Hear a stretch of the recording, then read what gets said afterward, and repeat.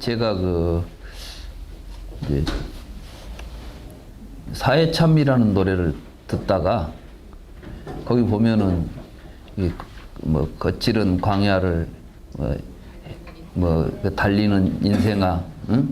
너는 너의 가는 곳 그 어디냐 이렇게 이제 이야기가 시작되잖아요.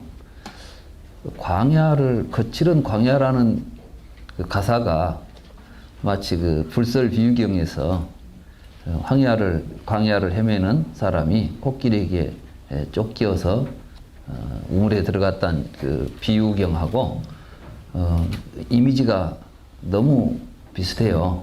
또 뒤에 보니까 또 뭐 너 찾는 건 허무 이렇게 나오는데 그 경하고 내용이 너무나 그 경이 우리에게 보여주는 이미지가 너무나 같아요.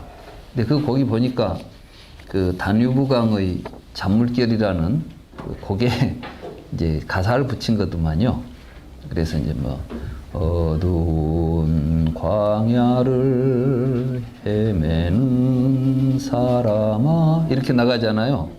그래서 그걸 이제 가사를 한번 정리해서 노래를 불러보니까 우리 불교 이런 그 공부도 이런 불경을 이렇게 노래로 많이 만들어서 부르면 어디 가든지 좀 흥얼흥얼 하다 보면 불교 공부가 저절로 되겠다 싶어서 이제 하나 해봤어요. 그래가지고 혼자 해보니까 이게 같이 한번 노래 부르고 시작할까요? 네. 재밌겠죠?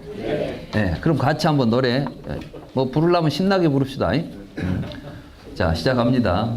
어두운 광야를 헤매는 사람아 사나운 코끼리 어떻게 피할까 내 마른 우물에 몸을 급히 숨겼으나 사방에는 독사요 우물 아래 동룡이라 흰지와 검은지가 번갈아 쏠고 있는 한 가닥 나무 뿌리 위태롭기 그지없고 나무에 매달린 벌통에선 꿀방울이 5방울 방울 떨어져 내리는데 바람 불면 벌들이 독침으로 쏘아대고 들판에 불이 일어 그 나무를 태우는데 꿀 찾는 헛된 삶에 열중하는 인생들아 너희는 가리에서 춤을 추는 자로다. 입을 벌린 이제 여기가 이제 그렇더라고요. 좀 곡이 좀 달라지죠. 입을 벌린 동룡 위에 꿀을 찾아 이리저리 행복 찾는 인생들아 생사우물 벗어나세 이런 식으로 재밌잖아요. 그래서 이제 보니까 교회를 제가 가봤어요. 어디 갔더니 교회 찬송가라는 게 따로 찬송가를 찬송가로 지은 것도 있지만 되게 보니까 우리가 잘 알고 쉽게 익숙한 곡을 붙여가지고 하더라고요. 말하자면 베토벤의 합창에다가 막 축배 노래 이런 데다 막 해가지고 막 하고 그래 이제 우리 참불가는 막 우리 참불가를 새로 만들려고 보니까 좀 또 너무 그 새로 만들어 놓은 노래들은 우리들에게 쉽게 다가오질 않아요. 그리고 막 너무 이제 뭐 그 불교적인 냄새를 너무 많이 넣으려고 하다 보니까 좀 그 대중적으로 부르기는 좀 어색하고 그래서 이런 식으로 좀 그 우리가 익숙한 곡들 이런 곡들에다가 이제 불교 그 경의 내용들을 잘 담아서 이렇게 만들면 좀 재밌겠구나 이런 생각이 들었습니다. 네, 마치 오늘 우리가 이제 이러한 그 유의와 무의를 이야기하면서 이게 바로 유의의 삶입니다. 이게 왜 이런 걸 보고 유의라 그래요? 여기에 뭐가 있습니까? 지금 죽음이 기다리고 있고 고통이 있고 생사가 있고 이런 세계란 이야기죠. 그러면 이건 왜 이런 일이 벌어졌느냐? 이제 이 설명을 하는 게 바로 이 경인 것입니다. 근데 이것은 바로 무명을 연해서 행이 있고 식명생육이 촉수 예취 유 생노사가 있어서 우비고뇌가 있다. 이와 같이 순수하게 괴로운 덩어리가 모이게 되는 것이다. 그러니까 결국 우리 인생이 순전히 괴로움 속에 빠져 있는 것은 사실 알고 보면 우리 인생은 즐겁다 할 것이 조금도 없다는 거예요. 그러니까 이렇게 사는 인생은 살았다 할 것이 없다 이게요. 어느 날 눈 떠보면은 이 고통이야. 지금 우리 주변에 많이 보잖아요. 돈 많은 사람, 권력 있는 사람 전부 지금 어디 가 있잖아. 이런 걸 보더라도 우리가 삶이 잘못되어 있으면 언제든지 우리는 고통스러울 수밖에 없는 것이고 사실 그 사람들이 이런 일이 벌어지리라고 상상이나 하고 살았겠어요. 근데 그보다 더 비극은 그도 죽고 나도 죽는다는 거예요. 감옥은 아무것도 아니에요. 죽음에 비하면. 그렇잖아요? 우리가 지금 그 사람들 보고 이야기할 게 아니에요. 우리 신세를 보면 그보다 더해. 우리도 결국은 다 죽게 돼 있잖아. 이러한 사실에 대한 인식을 분명하게 하고 이제 여기서 벗어날 궁리를 해야 돼요. 그래서 부처님께서는 이제 생사의 우물을 벗어나라. 그러니까 지금 이 죽음의 용위에서 막 꿀을 행복이라고 생각하고 찾아 돌아다니는 우리들은 이제 이걸 깨닫고 생사의 우물에서 벗어나는 게 불교입니다. 그러니까 이제 불생불멸하는 경지를 가자. 그러니까 사람들이 또 이제 그 사람이 어떻게 올라와서 불생불멸의 세계로 갈 거라고 생각을 하는 거예요. 꿈꾸면 꿈속에서 있던 나도 사라지죠. 결국은 나라고 하는 망상에서 벌어진 게 이 꿈같은 생사의 우물입니다. 그래서 이제 여기를 벗어나는 것인데 뭐 솔직히 이 죽는 강의 들었다고 해서 여러분들이 다 벗어나기는 어렵죠.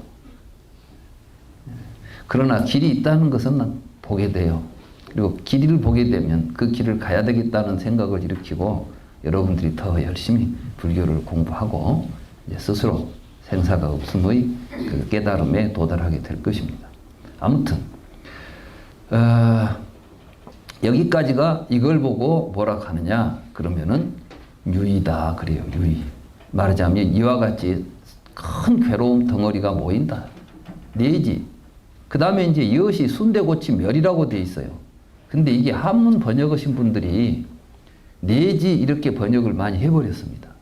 근데 실제로 이제 산스크리트나 우리 빨리어 경에 보면 계속 반복이 돼요.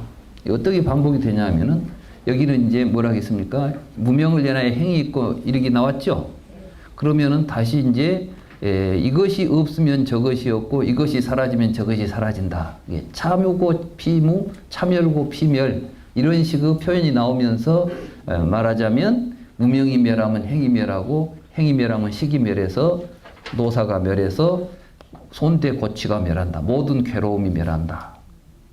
이것이 설법. 이와 같은 설법을 했다 이 말씀이에요. 그러니까 부처님께서 지금 무슨 설법을 하셨냐면 12연기에 유전문과 환멸문을 말씀하시는 거예요. 유전문이라는 것은 무명이 있으니까 생로병사 우비고뇌가 나타난다. 무명이 사라지면 생로병사 우비고뇌가 사라진다. 이 두 가지 틀에서 부처님은 설법을 하고 계십니다. 모든 설법은 이런 구조로 되어 있어요. 그러니까 불교는 모든 설법이 이 구조로 되어 있으면서 이게 바로 사성제를 이야기하는 것이죠. 괴로움은 무명에서 모인 것이다. 망상이 쌓여 있는 것이다. 우리가 무명을 깨우치면, 무명이 사라져버리면 망상이 사라져서 그 망상이 호멸하게 된다. 그것을 어떻게 하면 가능하게 하느냐? 그게 바로 팔정도다. 그래서 정견, 바른 견해를 가지고 산다. 그러려면 사견을 뽑아버려야 정견이 설 거 아니에요. 여러분이 사견을 가지고 있는데 정견이 어느 자리에 들어서겠습니까? 그래서 사견의 그물을 가시를 빼버리고 우리는 정견을 가지고 바른 삶을 살면 정견, 정사, 정어, 정업, 정명, 정념, 정진 이렇게 나오잖아요. 이렇게 살아가면 이게 바로 이걸 무의라 그래요. 무의. 그러니까 무의는 뭐가 무의냐? 팔정도 삶을 무의라 그러고 그걸 모르고 사는 삶을 유의라고 그럽니다.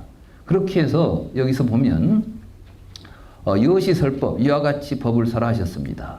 그래가지고 그러자 그 비구 설법하면서 그 비구가 그렇지만 그 비구는 유의혹 뭐 이렇게 가르쳐 줘도 아직도 의혹이 있는 것이요. 이게 이제 이 말 한 번 들었다고 해서 의혹이 다 사라지지는 않죠. 또 유예. 그런데 이제 아직도 그 주제함이 있으면서 선부득 득상. 그래가지고 전에 뭐입니까?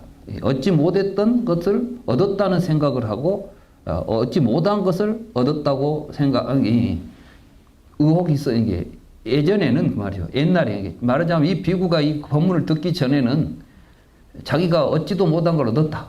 이제 왜 부처님이 이야기를 했겠어요? 지금 이 비구가 어떤 비구냐 하면 이제 앞에 설명은 안 나왔지만 이 문맥상으로 보면 일부러 지금 이 비구를 불러다 이야기를 한 거예요. 이 비구한테 어떤 이야기를 하냐. 이 비구는 자기는 뭐 내가 지금 나는 아랑과를 얻었다. 네? 예. 나는 뭐 무엇이 됐다. 하고 이제 떠벌리고 다니는 거예요. 사실 근데 우리가 지금 부처님 당시에 실제로 부처님이 우리에게 가르쳐 준 것은 뭐 내가 아라한과를 얻었다 해서 차별심을 일으킨다거나 내가 뭘 했다거나 이런 생각을 하는 거죠. 무아의 가르침을 가르친 거 아니에요. 근데 이 사람은 지금 자기가 뭐 좀 해가지고 뭐 수행 좀 하다가 뭐가 좀 보이고 뭐 좀 느껴지고 하니까 자기가 뭘 깨달았다고 지금 떠벌리고 다녔던 것 같아. 그러니까 이제 이 비구를 불러다 놓고 야 지금 우리가 하자는 게 뭐냐? 너 지금 그거 해가지고 네가 뭐 된다는 이야기 하자는 거 아니지 않냐? 생각 바꾸어서 바로 살라고 이야기해놨더니 니는 뭐가 내가 뭐가 됐다는 이야기를 하고 다녀. 지금 이렇게 이 경이 진행되는 겁니다. 그러니까 이제 이 비구는 그때는 전에는 얻지 못한 것을 얻었다는 생각을 했고 획득하지 못한 것을 획득했다는 생각을 했고 깨닫지도 못한 것을 깨달았다는 생각을 했는데 그 문법이 이제 그 법문을 듣고 나서 심생우고 그렇기 때문에 이제 마음에 근심이 생긴 거예요. 왜? 내가 지금까지 뭐가 된 줄 알았더니 아무것도 아니었네 나는. 이런 이제 이 사람은 아직도 우고가 생겨서 회한, 몽몰, 장애. 그러니까 이제 뭐 머리가 아찔해지고 지금 막 괴로운 것이에요. 소위자 왜냐하면 차 심심천은 소위 연기. 그러니까 이 연기라고 하는 이 깊고 깊은 이런 자리는 배부 심심 난견이다. 곱절이나 더 깊고 깊어서 보기가 어려운 것이었다. 그러니까 이 연기의 도리를 깨닫는 것이 너무나 힘든 것인데 이 비구는 뭐 좀 수행 좀 했다고 해서 자기가 나는 수행을 해서 상당한 주위에 올랐다 이런 생각을 하고 있다가 이 말씀을 듣고 보니까 도대체 무슨 말씀이야 지금 막 분명을 내나 그냥 이런 도리가 아찔한 거예요. 사실 우리 주변에 보면은 불교 공부해가지고 뭐 좀 했다고 하는데 막상 부처님 경전 갖다 두고 부처님 말씀을 제대로 이해하자 하면은 그게 무슨 말이에요? 그게 불교예요? 막 이런 사람이 있어요. 우리 주변에 보면은 정말 경을 제대로 읽어낸 사람이 많지 않아요. 이 경을 제가 읽잖아요. 이 경 누구나 봅니다. 한문으로 되어 있고 다 있어요. 근데 저처럼 해석을 하기 어려워요. 그냥 뭐 그런 말이 있네? 이 정도지. 정말 이 말 속에 얼마나 많은 이야기가 들어있습니까? 근데 이렇게 이제 그래서 이 연기의 이 도리를 이걸 보고 심신미묘하다 이렇게 말한 것이에요. 그래서 소위 일체 취이에 진 무욕 정멸 열반. 소위 일체의 취를 버리고 애가 가래가 다 해가지고 욕심이 없어서 정멸한 열반. 이것은 참으로 보기 어려운 자리예요. 그러니까 이제 이건 뭐냐, 우리가 삶을 통해서 스스로가 일체의 모든 취착이나 욕망이나 가래를 다 버리고 가야만 비로소 스스로 보게 되는 자리예요. 그러니까 이것은 뭐 연기, 지금 여기서 공부를 했다고 해서 보이는 자리가 아니라니까요. 여러분들이 이런 생각을 가지고 살아보면 생사를 떠난 자리가 드디어 보이는 거예요. 이 자리는 참으로 보기 어렵다. 없다는 이야기가 아니에요. 보기 어려운 거예요. 그래서 이제 여차, 이법, 이와 같은 두 법이 이름하여 유의와 무의다 그랬어요. 그러니까 유의는 뭡니까? 무명을 연하여 노사가 일어나는 법이 유의법이고, 무명이 멸하여 유의이고, 이게 법이라는 말도 안 썼어요. 이 법이라는 말은 다름화인데, 다름화하는 것은 연기하는 모든 현상을 다름화라고 합니다. 그런데 이걸 보고 환멸연기라고 그래요. 그러니까 열반도 연기한 거예요. 무명에서 연기를 하면은 생사가 연기하죠. 무명이 멸해서 열반이 연기하는 거예요. 열반도 나타난다니까. 열반도 조건에서 나오지. 그러니까 우리의 삶이 행복도 조건이 있어서, 행복은 조건이, 어떤 조건? 무명이 사라져야 행복이 나타나는 거예요. 그러니까 여러분들이 무지한 상태에서는 별짓을 해봐야 행복하지 않아요. 행복을 얻기 위해서는, 불교에서는 무명을 벗어나야 된다. 뭐가 무명이냐? 헛된 망상을 붙잡고 이것이 나라고 보고 살아가는 삶이 무명인 거예요.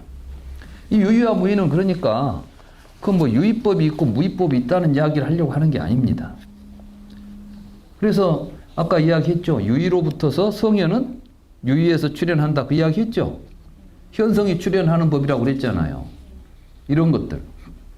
그러니까 금강경도 바로 이런 경에 기초해가지고 그런 말씀을 하시는 거예요. 제가 모든 현성은 유의법에서, 무의에서 출현한다 그랬지. 무의법이라는 말이 아니죠. 근데 이제 이 유의, 무의에다가 다름화, 법이라는 말을 붙여 쓰기 시작한 게 아비달마 불교입니다. 그래가지고 세상에는 유의법이 따로 있고 무의법이 따로 있다라고 이 경을, 이런 내용들을 왜곡하고 있는 것입니다. 그래서 이것을 이름하여 유의와 무의라고 한다. 유의자는, 그러니까 유의는 어떻게 했냐면 생주이멸, 생기면 생기고 머물고 달라지고 소멸한다 그 말이죠. 왜? 아까 보면은 유가 있기 때문에, 다시 말해서 무명을 연하여 행이 있고 유가 있기 때문에 생노사가 있다 그랬죠. 생노사가 우리 인간의 삶을 조명하면, 살아있는 것들을 바라보면 생로병사로 보이죠. 그 다음에 이제 이런 대상 물질로 보면 생주이멸로 보이죠. 예를 들어서 여러분들은 이 책이 이 서점에서 찍어내면은, 출판사에서 찍어내면 책이 생겼다 그러죠.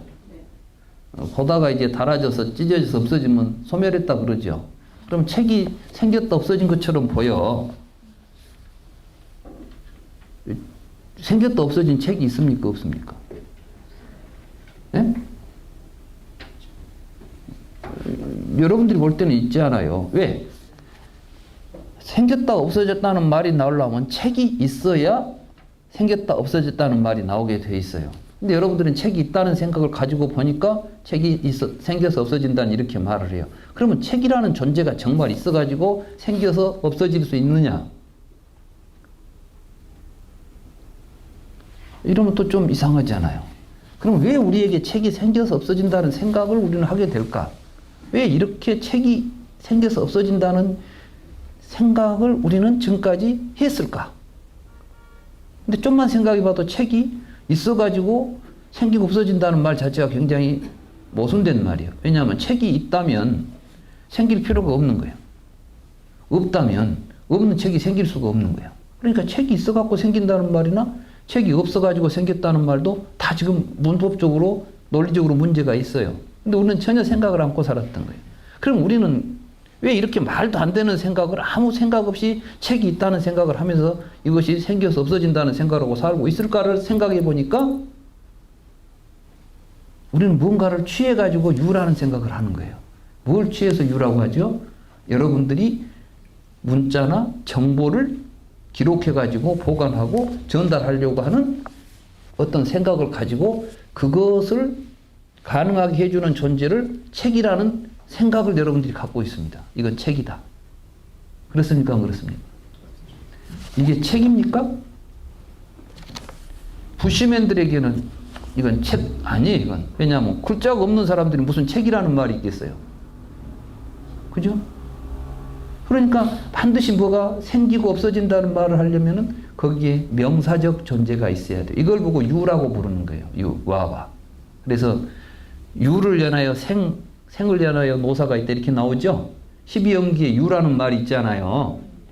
이것은 우리들이 만들어낸 개념, 관념, 이거 이제 싼냐라고 그래요. 쌍즈냐. 상이라고 부르죠. 상. 이런 관념, 개념을 가지고 우리들이 그것을 외제하는 사물화 시켜놓고 있어요. 그러니까 책이라는 것은 세상에는 책이 존재하지 않습니다. 책은 어디에 있느냐? 책을 보고자 하는 우리의 욕구를 충족시켜줄 때 우리가 그걸 책이라고 부르는 우리들의 습관적이고 관습적인 우리들의 사유의 구조만 있는 거예요. 그래서 여러분들은 책이라는 생각을 가지고 보니까 책이잖아요. 내가 급해가지고 추워서 불을 떼버리면 그건 불쏘시개예요. 내가 다급해서 이걸 가지고 코를 풀면 휴지다고. 그래요? 안 그래요? 그럼 왜 갑자기 막 책이 휴지가 되고 불쏘시개가 됩니까? 그게 정말 책이 막 어느 순간 휴지가 돼가지고 내가 휴지를 쓸 수 있었고 그 다음에 불쏘시개가 돼가지고 불을 질렀습니까? 아니잖아요. 그럼 이걸 휴지도 만들고 불쏘시개도 만들고 있는 건 누구예요? 나요. 우리의 마음인 거예요. 그러니까 우리가 지금 전부 이 마음으로 지어놓은 것들이 그 마음이 어디서 나오느냐. 무지한 상태에서 그런 짓을 하고 있으니까 이것은 책이다 무엇이다 하고 이제 그걸 가지고 또 집착을 하고 왜 내 책을 이래나 저랬냐고 막 이런 우리의 삶이 전부 그런 것 가지고 싸우고 살잖아요. 그 아닌 게 하나도 없습니다. 이게 무지에서 연기한 거예요. 그러나 이게 책의 실상을 안다는 것은 뭐냐면 책은 그렇다는 것을 알고 보는 거예요. 그러니까 책을 본다고 해서 책이 세상에 없어지지는 않죠. 무의로서의 책은 생주이멸하지 않은데 유의로서의 책은 생주이멸하는 겁니다. 그러니까 유의와 무의라는 것은 이 책 자체가 생주이멸하냐 안 하느냐는 것이 아니라 우리가 뭐라는 것을 개념화시켜서 유로 보고 있을 때, 그리고 유의라고 그래요. 유의. 조작된 사실들이 생로병사, 생주이멸을 보여주는 것이지 있는 그대로 본다면 세상은 생긴 것도 없고 없어진 적도 없다 이 말씀이에요. 더 이제 가까운 비유를 하나 든다면 촛불이 지금 타고 있는데 여러분들은 촛불이 심지에 붙어서 타기 시작해가지고 생겨서 타다가 없어졌다 이렇게 말할 수 있죠. 그런데 실제로 심지에 촛불이 붙어 있습니까? 붙어 있을 틈이 없어. 왜냐하면 계속 새 기름이 올라와서 타고 있지. 이게 무엇이 붙어 있는 것이 없어요. 그런데 우리는 그것이 붙어 있다는 생각을 해버려. 왜? 여러분들은 촛불이라는 생각을 가지고 이렇게 생기고 빛이 나고 열이 있는 이것이 촛불이라는 관념을 가지고 있어요. 그런데 그거하고 같은 것이 나타나면 생겼다. 그것이 없어지면 없어졌다. 이렇게 말하고 있지. 정말 어떤 놈이 생겨서 없어지는 것을 내가 생겨서 없어진다고 보고 있는 것이 아니란 이야기지. 그러니까 여러분들은 마음속에 분별된 마음, 유의의 조각이 없으면 세상에는 생멸한다고 볼 수 있는 현상은 아무것도 없는 거예요. 이거 이제 무의예요. 그러니까 무의는 무명이 사라진 자리에서 보면 세상이 일어나고 나는 꽃이 피고 무엇이 다 피지만 이게 다 사실은 생멸이 없는 가운데 일어나고 있는 연기하고 있는 것이에요. 연기의 실상을 제대로 보는 사람에게는 이게 보고 이제 뭐입니까? 무생법인이라고 그래요. 무생법인. 본래 생사가 본래 없는 다르마. 이 세상의 모든 다르마는 본래 생사가 없는 거예요. 그런데 우리는 거기다가 유라는 구조를 가지고 봐버리니까 생사가 나타나는 걸 보고 유이다 그렇게 말했지. 다르마에가 뭐 유의법이 있고 무의법이 있질 않아요. 아시겠어요? 근데 여러분들은 전부 세상의 모든 것을 시간적, 공간적 구성을 가지고 바깥에 실제하는 뭘로 본다는 말씀이에요. 그러니까 책, 그러면 책은 생겨서 없어질 때까지 밖에 책으로 있다. 그 밖에 있는 것이 생겨가지고 없어지고 있다. 이렇게 보지 않았냐는 것이죠. 그리고 여기서 지금 유의와 무의는 그러니까 연기법 가운데서 무명 때문에 나타난 것이니까 무명 때문에 우리가 행을 하지 않아요. 행. 그 행에 의해서 조작된 것을 유의라고 그러는 것이죠. 그래서 이제 유의라는 말 자체가 산스크리트는 쌍카타라고 그러고 그 유의를 조작하는 우리들의 의식 구조를 쌍카라라고 그래요. 쌍카라. 그러니까 이제 오온 가운데 색, 수상, 행식이 있죠. 행. 이 행이 바로 사실은 무명을 연하여 행이 있다 이렇게 말하는 거죠. 그 쌍카라 작용에 의해서 이루어지는 것이 유로서의 쌍카타가 되는 것이고 이것을 유의라고 부처님이 불렀던 것인데 그건 이제 한문으로 번역하면서 유의라고 붙인 것이에요. 그리고 쌍카라 하지 않았다. 쌍카타 되지 않았다. 그래서 아쌍카타를 무의라고 번역을 한 겁니다. 조작되지 않은 것이죠. 그러니까 조작되지 않았다는 것은 우리들이 욕망이나 자기 의지를 가지고 세상을 재단해 버리니까 세상의 모든 것들이 차별로 보이는 겁니다.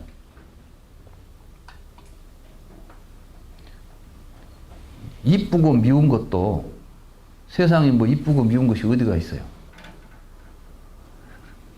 여러분들이 스스로 이것을 이쁘다, 이것이 좋다라고 만들어 놓으니까 그놈이 아니면 미운 것이 되는 거예요.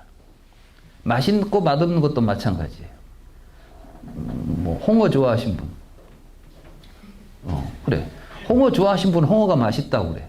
근데 홍어 옆에만 가도 코를 싸매고 저걸 어떻게 먹냐고 입에 넣는 것 자체, 옆에 가는 것 자체가 싫은 사람도 있어. 그럼 뭐가 지금 좋고 나쁜 거예요? 지가 만들어 놓은 것이야. 지가 만들어. 그러니까 본래 공 가운데는 반야심경이면 공중무생 시제복 공상은 불생불멸 이렇게 나오죠? 나오잖아요. 불생불멸 불구부정 부정불감 이렇게 나오잖아. 그 이 말들이 사실은 이 무의가 공인 거예요. 무의가 공. 아시겠어요? 그러니까 이제 반야심경에서 보면 색과 색즉 시공 이렇게 나오지 않습니까? 이것은 색은 유의예요. 그러니까 유의는 본래 뭐예요? 공인 거예요. 공. 무의인 거야. 무의를 우리가 조작해서 잘못 보니까 색인 것이지. 색을 떠나서 공이 따로 있지 않다. 이 말은 생사 떠나서 열반이 따로 있지 않다. 이 이야기를 똑같이 진행하는 거예요. 그러니까 반야심경도 이러한 유의니 무의니 이런 초기 근본 불교의 가르침을 정확하게 이해해가지고 반야심경을 읽으면 반야심경이 하나도 어려운 이야기가 아니에요. 있는 그대로 실상을 이야기하는 거예요. 이해가 되십니까? 그리고 이 무의와 공 가운데는 뭐가 좋고 나쁨이 있겠습니까? 뭐가 부족하고 뭐 남고 하는 것이 있겠어요?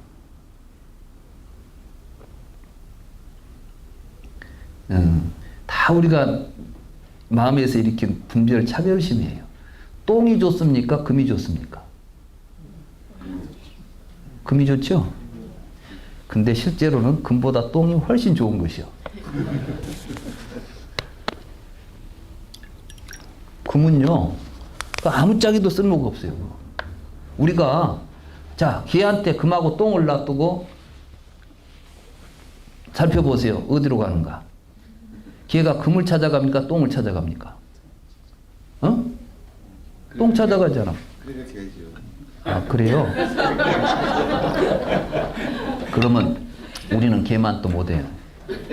왜냐하면은 실제로 저 나무 밑에다가 똥을 놔두고 금을 놔둬봐요. 그러면은 자, 이 나무 밑에다가 똥을 놔뒀고 이 나무 밑에다 금을 놔뒀는데 뒤에 가서 보니까 어떤 나무가 잘 크고 있어요? 예? 그럼 누가 더 훌륭한 거예요? 나무를 키워내는 힘이 누가 있어요? 우리가 금이라는 데다가 우리가 지금 망상을 거기다 집어넣어가지고 욕망을 투영해가지고 그거 붙잡고 살면서 그것 아니면 안 된다고 난리를 치는 거예요. 이 세상에 온통 땅덩어리가 금덩어리로 되어 있다면 우리는 1분 1초도 못 살고 타 죽어요. 그렇죠? 근데 이상 흙덩어리들이 좋잖아요. 이게 흙이 좋아요? 금이 좋아요? 그렇죠. 이제 이렇게 가야 돼. 십상을 보는 사람들은. 금덩어리는 아무 필요 없다. 흙덩어리가 좋다. 흙이 없으면 우리가 농사도 못 지어. 근데 사람들은 어리석어가지고 흙을 보기는 뭘로 보고 금을 보기는 뭐. 그러니까 훌륭한 사람들은 금을 보기를 돌처럼 본다. 이렇게 나오는 거예요. 이게 실상을 보는 거예요, 사실은. 그 여러분들이 그런 생각을 가지고 살아야 행복한 거예요. 아시겠어요? 그러니까 오늘 이 자리에서 여러분들이 이제 그걸 보셔야 돼. 말하자면 반야심경이 다 그거 하자는 이야기예요. 그러니까 실제로 반야심경 공부는 책상에 앉아서 글 공부를 하는 게 아니에요. 그건 뭐냐면 이제 관하는 것이에요. 경이라는 거. 불경 공부는 이 책상에 앉아서 하는 게 아닙니다. 요즘 우리 주변에 명상, 불교 명상들 많이 하죠. 내가 볼 때는 그 잘못해. 잘된 명상이 아니에요. 왜냐하면 불경은 따로 놔두고 명상은 따로 하고 있어요. 근데 사실은 경을 보는 것 자체가 명상이 아니면 경의 의미에 도달할 수가 없어요. 색즉 시공 이 도리는 그냥 색은 공이다 이렇게 이해해서 되는 게 아닙니다. 색은 무엇인가를 정확하게 알고 그 색에 대해서 관찰, 통찰을 하면 공이라는 것이 스스로 이게 자기가 자기에게 알려지게 돼 있어요. 그러니까 부처님께서 뭐라 하겠냐 이걸 보고 관하라 그러게 돼 있어요. 관하라. 그러니까 색은 무상하다, 무하다, 괴로고다, 공이다라고 관찰하라. 이렇게 보는 것이 정관이니라. 바르게 보는 것이니라. 이렇게 말했어요. 그러면 이때 색이 뭘 의미하느냐? 그때 오온의 색은 몸이에요. 몸. 물질이다. 이렇게 뭐 과학자가 하는데 우리가 물질을 놓고 공하냐 이렇게 따져보겠습니까? 근데 아비달마 불교에서는 색을 물질이라고 번역해 놓고 이걸 분석하면 4대로 분석되고 4대를 다시 분석하면 극미로 분석이 되고 원자론을 만들어 놨다고. 뭐 이런 걸 갖다가 불교라고 하면 되겠어요? 그런 것은 이미 자인화교도 있고 그 당시 또 그 이후에도 수많은 원자론들이 나타났던 것입니다. 인도 철학사에서도. 불교는 바로 그런 것과는 근본적으로 이 궤가 달라요. 말하자면 차원이 다른 이야기를 하는 것이죠. 그래서 불경을 놓고 깊이 통찰하면서 부처님의 가르침을 통해서 그 실상을 관찰해 가는 것을 보고 불교적인 수행이라고 그래요. 그래서 부처님 당시에는 반드시 수행법이 어떻게 되어 있느냐? 부처님이 법을 설하면 그 법을 부처님의 가르침을 토대로 해서 깊이 사유하는 겁니다. 깊이 사유를 통해서 그것을 자기가 온몸으로 체득하도록 하는 것을 보고 불교적인 명상이라고 이렇게 불교 수행, 선정이라고 말했던 것이지 어떤 삼매에 들어가서 어떻게든 하여간 삼매만 들어가면 된다. 이 삼매주의는 요가 철학에서 이미 불교보다 더 자세하게 삼매 이론이 만들어집니다. 그걸 보고 이제 요가라고 해요. 요가. 인도 요가 있죠? 요가 학파도 있어요. 지금 뭐 그 요가하고 불교 명상하고 뭐 차이가 없이 돼버렸어. 그래가지고 막 어디 가서 막 열심히 하니까 뭐 전생이 보인다거나 뭐 무엇이 한다. 이렇게 나가면 지금 여기 보면 뭐가 있어요? 내가 어느 곳에 내가 있겠느냐는데 내 전생이 어디가 있겠어요? 내가 없는데. 불교 공부해가지고 내 전생이 보였다면 벌써 이것은 아상에 빠져가지고 무아의 이 연기의 도리를 전혀 지금 이해를 못한 사람들이 하는 이야기예요. 그러니까 그런 사람들이 12연기를 3세 양중인가로 풀어버려요, 이제. 말하자면 과거, 현재, 미래, 전생에서 현생으로, 현생에서 내세로 가는 이야기가 12연기라는 거예요. 여기에 지금 그 이야기 나옵니까, 안 나옵니까? 지금 12연기를 가장 자세하게 부처님이 직접 설하신 말씀 가운데는 3세라는 말, 3자도 안 나오잖아요. 근데 왜 이런 걸 3세 양중인가로 해석이 가냐는 거예요. 이건 아비달마 불교가 얼마나 지금 불교를 근본적으로 왜곡하고 있는가. 얼마나 세속적으로 말하자면 일반 상식적인 사견으로 풀어버린 거예요. 정견을, 버려야 될 사견을 가지고 부처님의 가르침을 재해석해 놓으니까 정견이 생기는 게 아니라 사견이 심화되는 거죠.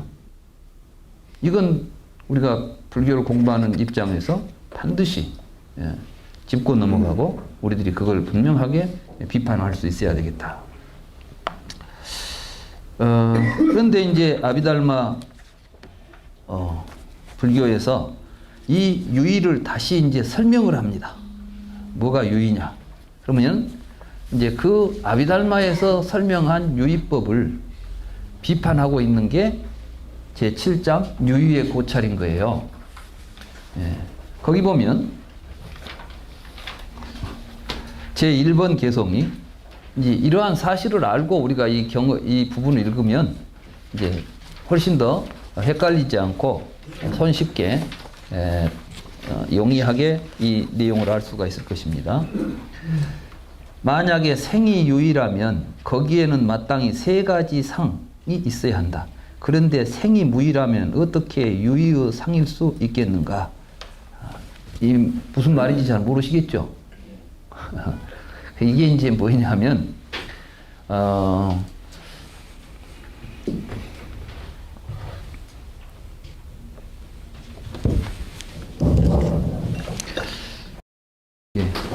이 부분을 이해하려면 이제 그 당시 인도 사람들, 특히 아비달마 불교에서 했던 사유 구조를 이해해야 됩니다.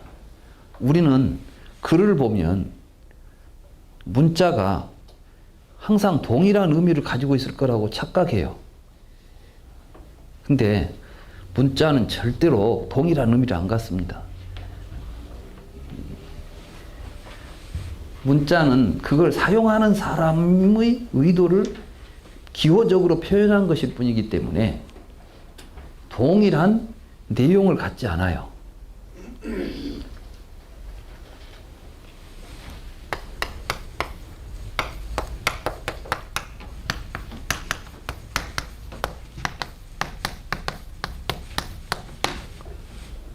이 생이라고 하는 것은 생기는 거죠.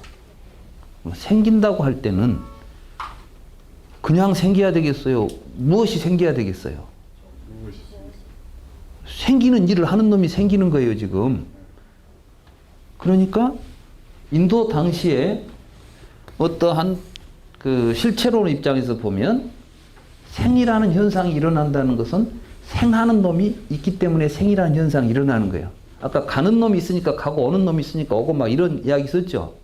이게 지금 그런 사고가 자리 잡고 있어요. 주, 이, 멸. 그러면은 유의는 근데 이건 이제 법이라고 그랬어요. 이 사람들은. 근데 사실은 여기 보면 이 법을 안 쓰고 있어요. 이제 아비달마 불교에서는 유의법이라는 말을 썼는데 지금 이 중론에서는 법이라는 말을 사용하지 않습니다. 그리고 실제로 니까야나 아함경에 유의법, 무의법 이런 식으로 쓰는 경우가 없어요. 제가 지금까지 본 바에 의하면. 이것은 무엇을 의미하냐면은 이 다르마 자체가 유의법과 무의법이라는 차별된 구조가 없다는 것이죠. 유의든 무의든 다 법이라는 거예요. 이 법은 말하자면 연기한 것이에요. 전부가 다. 연기한 것을 법이라고 불렀지 유의법과 무의법이라고 있질 않아요.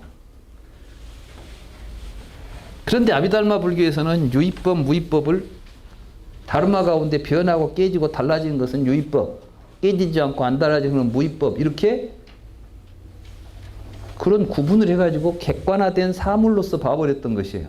그러나 부처님께서 말씀하신 것은 세상의 모든 것은 연기하고 있는데 그 사실에 무지할 때에 우리가 뭔가를 객관화된 사물로서 조작해버리고 그 조작된 사물을 가지고 그 어떤 것을 판단하려고 하니까 생주이멸의 모습이 나타나죠. 그렇잖아요. 우리가 그런 걸 안 하면 안 나타나요. 종이라는 관점에서 보면 책이 찢어져도 종이는 안 없어지고 있는 거예요. 그런데 책이라는 관점에서 보면 찢어버리고 나면 책은 없어져 버린 것이 돼. 뭐가 없어졌어요? 내가 관념적으로 만들어 놓은 책이라는 유의가 있으니까 그 책이 생주이멸했지요. 세상에는 무의법인 책과 유의법인 책과 무의법인 무엇이 나 말고 그냥 객관적으로 존재하지 않잖아요. 근데 지금 자꾸 아비달마 불교에서는 이 세계를 그런 나와는 무관하게 본래부터 존재하고 있는 75가지 다르마를 가지고 지금 막 설명을 해야 되는 거야. 근데 우리의 의식이, 우리의 마음이 구별해내는 것들이 다름하라고 한다면 꼭 이런 5가지만 있겠습니까? 예를 들어서 나 지금 무지개를 그려놨어. 무지개. 무지개는 몇 가지 색깔이에요? 예? 예. 서양 사람들은 7색이라고 그러고 동양 사람들은 5색이라고 그래. 우리는 5색 무지개 그랬죠. 그럼 뭐가 맞아요? 그는 유의 종류가 5가지면 5색이고 7가지면 7색이에요. 그러나 사실은 무지개는 무지개 한 색깔이에요. 그냥 무지개 색이야. 근데 우리는 거기다가 이렇게 유의로서 어떤 이런 게 이제 요 조작된 유의예요. 우리가 유의로서 조작을 한다는 거예요, 이게. 그렇게 되면은 빨주, 노초, 파남보로 이렇게 색깔이 모여 있는 것처럼 보여. 근데 사실 이게 여러 가지 색깔이 모여 있는 겁니까? 아니면 빛이 이렇게 분산되면서 스펙트럼으로 쫙 벌어지면서 나타난 모습입니까? 그래, 우리는 지금 알고 있잖아요. 이게 빛이 분산을 시키면 파장이 다른 광선으로 이렇게 분산이 돼. 이거 스펙트럼이라 그러잖아요. 그런 스펙트럼이 되면 이거 이제 연속, 이제 스펙트럼이라 연속이라는 것은 뭐냐면은 층계가 이렇게 이런 식으로 스펙트럼이 전개 아니라 쑥 이렇게 전개돼 있어요. 그러니까 여기서 여기에는 구분점을 찾을 수가 없어. 그러니까 이렇게 빨간색과 파란색 사이가 빨주, 노초, 파남보 사이가 이렇게 경계선이 있는 게 아니라 여러분들이 무지개를 보면 자기가 알고 있는 색깔 수만큼 보이는 거야, 이게. 그러니까 어떤 동네에는 색깔 종류가 두 가지밖에 없대요. 그들이 쓰는 언어 속에. 흰색과 검은색이래. 근데 내가 보니까 그 흰색과 검은색이라는 말은 말이 안 돼. 흰색과 검은색이라 밝고 어두움만 보는 거예요, 그들은. 여름 볼 때는 밝다, 어둡다. 이렇게 구분하는 게 명암으로만 구분하지. 그러니까 뭘 볼 때 그 사람들에게 필요한 것은 어둡냐, 밝냐가 중요하지. 그 색상의 차이가 그들에게는 그 욕구 대상이 아직 되어 있지 않는 거예요. 그런 사람들을 사는 세상에서는 좋은 옷 입고 다녀봐야 아무도 안 봐줘. 별것을 입고 봐도 별것이 아니야, 그 사람들이 볼 때는. 그죠? 그런데 이게 이제 자기가 여러 가지 색을, 그 상을 가지고 보면 여러 가지 상이 비쳐 보이는 거예요. 지난번에 어떤 누가 나 뭘 하나 보니까 이런 게 있더라고. 남자와 여자의 차이가 있어요. 남자와 여자의 차이가. 남자와 여자의 차이가 어떻게 있냐. 색깔이 이렇게 있잖아요. 근데 여자들은 색깔을 여러 개로 해가지고 본대. 남자들은 어떻게 보냐면 이렇게 뭉텅이로 본대, 이렇게. 그러니까 빨간 옷을 사러 간다 그러면 남자는 대충 그냥 빨간색 속에 있으면 아무거나 들고 온대요. 그러면 만족해. 나는 빨간색 사고 와. 내가 원하는 빨간색 사고 온 거예요. 여자는 빨간색을 사러 갔는데 뭐 꽃자주색, 분홍색, 뭔 색 해가지고 사갖고 올 때마다 다른 거야, 역시. 갖고 와서 보면 마음에 안 든다고 또 가. 자주. 남자들은 이해가 안 돼. 그 색이나 그 색이나 똑같은 빨간색을 가지고 왜 저런가 모르겠다는 거지. 맞습니까? 네. 자, 이게 이제 우스갯소리가 아니라 실질적으로 여러분들의 정서, 여러분들의 삶을, 여러분들의 행동을 결정하는 것들이 이런 구조 속에 있다는 것을 알아야 돼요. 그래서 이제 이런 데 머물지 말라는 거예요. 부처님은. 그러니까 이제 스님들은 그냥 회색 옷을 입어버리는 거예요. 왜냐하면 뭐 아무 색도 필요 없는 거예요. 색에 대한 분별을 지워버리는 거예요. 아무튼 이런 게 유의예요, 유의. 그러니까 유의를 만들어 놓으니까 생주의멸하는 것인데, 근데 마치 유의법이 있어가지고 생기고 없어지고 있고 또 무의법이라는 놈은 안 생긴 놈이 따로 이렇게 세상에는 없어지고 생기고 없어지는 놈이 있고 본래부터 있어가지고 안 없어지는 놈이 있다는 이 두 가지 생각을 가지고 불교를 해석해 버렸으니까 정말 이 유의와 무의 개념을 가지고 우리가 해야 될 공부는 딴전이 되어버린 거예요. 그죠? 근데 또 더욱이나 아까 말한 대로 생, 주, 이멸 이것은 각각이 생법이 있고 주법이 있고 이법 있고 멸법 있어가지고 생하고 주하고 이하고 멸한다는 거예요. 그러니까 다시 말해서 유의법에는 생주이멸법이 있는데, 그러면 이 생법도 생법이라면 이 생법이 다시 이 생주이멸이라는 유의법이라고 하는 것이 가지고 있는 유의법이 생주이멸이라는 사상을 가지고 있다고 한다면 사상도 법이니까 이 모든 언어로 표현된 건 다 다른 말하고 불러요. 이제 그러면 생법 속 생법이 유의냐 무의냐 이 묻는 거예요. 그러면 유의를 구성하고 있는 법은 유의겠습니까? 무의겠습니까? 유의여야 돼. 그래서 이 1번 개수는 그거예요. 만약 생이 유의라면 유의를 구성하고 있는 생도 또 유의라고 한다면 유의는 어떤 모습을 가져야 된다고 또? 뭐야? 유의가 생주의멸을 가지면 이 생도 생주의멸을 가져야 되고 주도 뭐가 되겠어요? 생주의멸해야 되고 이도 멸도 생주의멸해야 돼요. 각각 유의법들이니까 그 이야기를 하는 거예요. 그런데 만약 생이 유의라면 거기에는 마땅히 세 가지 상이 있어야 한다. 근데 이제 유의를 사상으로 설명하기도 하고 삼상으로 설명도 합니다. 삼상은 어떻게 설명하냐면은 그냥 생주멸로 설명하는 거예요. 사상으로 설명 이를 넣고. 근데 이 생과 멸 사이에가 주의가 있잖아요. 그러니까 사실 주의는 동일한 개념으로 보자는 거예요. 생주멸, 그 사이 시간에 머물고 있는 동안 달라지든 어떠든 이게 다르다는 개념을 집어넣으면 사상이 되고 그걸 지혜가면 삼상이 돼서 이제 때에 따라서 어떤 학파에 따라서는 생주멸이라고도 하고 생주이멸이라고도 해서 유의는 삼상이라는 주장도 하고 사상이라는 주장도 해요. 그러니까 이것도 또 아비달마에서는 또 유의법을 놓고도 삼상이냐 사상이냐 네 가지가 맞냐 세 가지가 맞냐를 갖고 또 다투는 거예요. 이론으로. 그럼 이게 생하고 주하고 딱 멸하느냐 아니면은 어떻게 머물다가 금방 멸한단 말이냐. 변해가지고 갈 거 아니냐. 머무는 동안 변화가 일어난 거 아니냐. 막 이렇게 보면서 그 시간대를 주의를 하나로 봐야 일상으로 봐야 하냐 이상으로 봐야 되냐 이거 가지고 또 싸우는 거야. 근데 그게 뭐 싸울 거리나 됩니까? 실제로 우리가 이 불교 이론을 갖고 어디 가서 보면 너무 이론이 복잡해가지고 그 이론 공부하다가 한 세월 다 가버려 그냥. 이론 알만 하면 죽을 때 되는 거지 이제. 근데 이론 공부를 하자는 게 아니잖아요. 중요한 게 지금 실상을 보자는 건데. 그래서 이제 이 이론을 이렇게 만드니까 비판이 이렇게 나오는 거예요.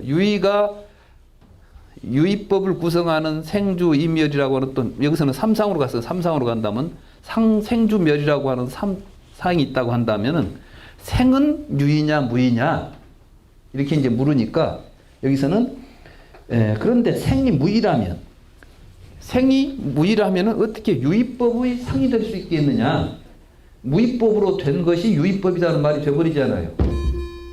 그래서 생은 이 말은 뭐냐면 유의법을 구성하는 삼상은 무의일 수 없다. 1번 개성 그 이야기를 하는 거예요. 그 다음에 생 등의 삼상이 개별적으로 있는 것들이라면 유의상을 적용하기에는 적절치 않다. 함께 있는 것들이라면 어떻게 또 한 곳에 동시에 있을까? 그 말은 뭐냐면 유의법이 생, 주, 멸이 유의라는 법에 생이 따로 있고 주가 따로 있고 멸이 따로 있다고 한다면은 하나의 법에 개별적인 것들이 따로따로 있다는 것이 되고 또는 유의법이라는 법 속에 생주의멸이 동시에 하나로 이렇게 들어있다고 한다면은 어떻게 같은 것이 한 곳에 동시에 서로 다른 것이 어떻게 한 곳에 동시에 있겠느냐. 이제 이런 논란을 통해서 유의법을 구성하는 삼상이라고 하는 것이 유의냐 무의냐는 문제를 첫째 이제 거론하고 그러면 유의법이다. 그 다음에 이것은 각각 별채로 따로따로 존재하는 것이냐 동시에 존재하는 것이냐 뭐 이런 문제를 가지고 삼상은 서로 다른 존재라고 한다면 다른 것이 동시에 있을까 따로따로 별개로 개별적으로 있을까 너무 고민하지 마세요. 어느 것도 답이 아니니까. 이거 말하자면 이런 깝깝한 생각을 한다 그 이야기를 하는 거예요 여기서는. 근데 자꾸 이제 이 글을 읽은 사람 어쩌면 이 말이 무슨 뜻일까 하고 이제 들여다봐요. 근데 보면 사실은 이 중론에서 지금 하고자 하는 이 용수보살의 의도는 유의법을 삼상을 가지고 있다고 하면 이렇게 말도 안 되는 논란들이 일어날 수밖에 없지 않겠나. 뭐 이런 걸 가지고 지금 불교를 논하면 되겠느냐. 이렇게 보고 있는 거예요. 그리고 나서 이제 제 3번 개송에 만약 생주멸이 각 다른 유의의 상을 가지고 있다면 무궁무 가실이 있다. 가지고 있지 않다면 그것들은 유의가 아니다. 여기서 이제 아까 보면은 동시에 같이 가지고 있냐 안 가지고 있냐 한 다음에 사실은 유의가 삼상을 동시에 가지고 있어야지 따로 있다고 말할 수가 없을 것이다. 뭐 같이 가지고 있다면은 무궁의 과실이 있다. 뭐 이런 이야기가 나와요. 근데 이 이야기는 실제로 이제 지금 그 용수보살이 지금 비판하고 있는 측면이라기보다 아비달마 불교에서 유의가 무궁이 될 수 있다는 전제 아래서 무궁이 아니다는 설명을 하고 있어요. 특히 이제 구사론에 그런 설명이 나옵니다. 그 이야기가 제가 여러분들의 69쪽에 보면 구사론에서는 다음과 같이 본생과 생생에 대하여 무궁의 과실이 없음을 주장한다. 그 이야기 있죠? 이제 여러분들이 이걸 이제 다음 시간에 오실 때는 읽어보고 오셔야 되는데, 읽어보면 아주 아리송할 거예요. 근데 결국 아비달마의 저 구사론, 다시 말해서 설일체 유부에서 유의에 대한 설명을 하고 있는 것이 얼마나 현학적이고 얼마나 이게 터무니없는 이야기를 이론화 시켜가지고 사람을 기만하고 있는가를 보여주는 대목이에요. 근데 아비달마 한 사람들은 이걸 가지고 금과학조처럼 해가지고 유의에 대해서 막 설명을 하고 있어요. 지금 그걸 지금 중론에서 이제 비판을 하고 있는 겁니다. 무궁의 과실이 있다. 이 측면은. 그래서 다음 시간에 여러분들이 충분히 한번 생각해 보고 오시면 다음 시간에 내가 설명을 해드리겠습니다. 오늘은 여기까지 하겠습니다.